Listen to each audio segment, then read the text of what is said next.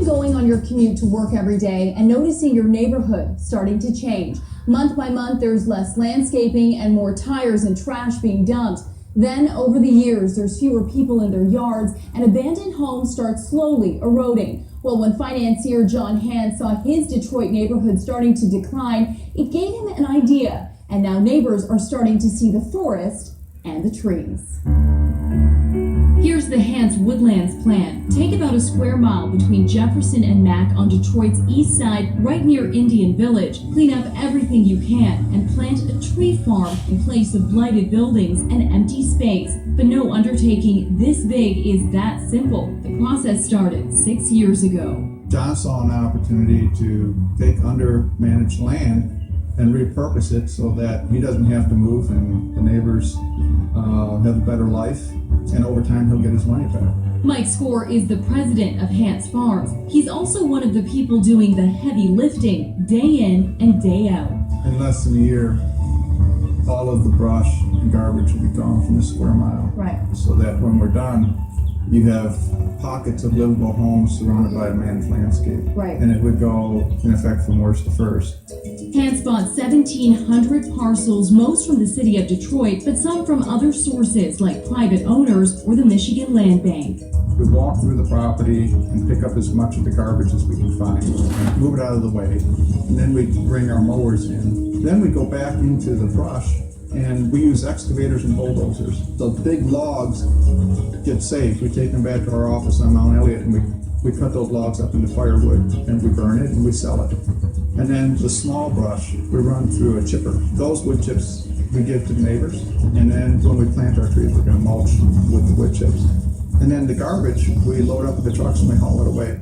That garbage included about 2,000 dumped tires Hans paid to dispose of, not to mention the dangerous structures they committed to take down. The average cost of a demolition is about $10,000, so we committed to $500,000 in expenses at the front end of our project. It cost us a couple $100,000 a year to keep our property clean and mowed, and then we're planting 15,000 trees. So some people look at the purchase price. The average purchase price for an empty lot like this was $300. But in addition to the $300, we had all those other expenses that we had to pay. Right. We had about $1 million in costs over a 5-year period to get to yes with the city. And when you add it all together, our purchase price was more than $300 per parcel. The investment is also time. Mike and his team mow lawns for about 50 neighbors who have a hardship.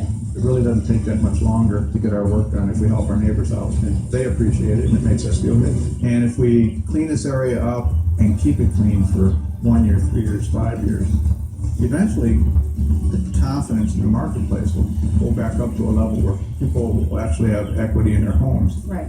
And if they want to stay, it becomes a resource for them. And if they want to leave, they'll actually be buyers who want to pay for their home. Neighbors had the chance to buy parcels adjacent to their homes for $200 each. Ray Anderson bought 3 lots. Most of my friends left here when I was a teenager, about 17 years old, and I stayed in the neighborhood hoping for, dreaming of something like this to happen. Now his home will overlook a grove of trees. Now, Ray, was there any part of you when this project first started and you were first approached and learned of it, was there any part of you that kind of wondered if it was too good to be true, if there was another motive here, what was going on?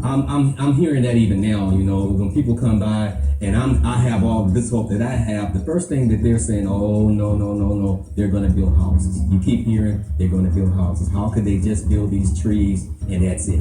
But I have faith in what they're doing, you know. They're becoming like a part of the family now, Mike and the rest of the guys, and I believe it. So, you know, I believe that it's true. What has the response been like from folks who are seeing their area transform?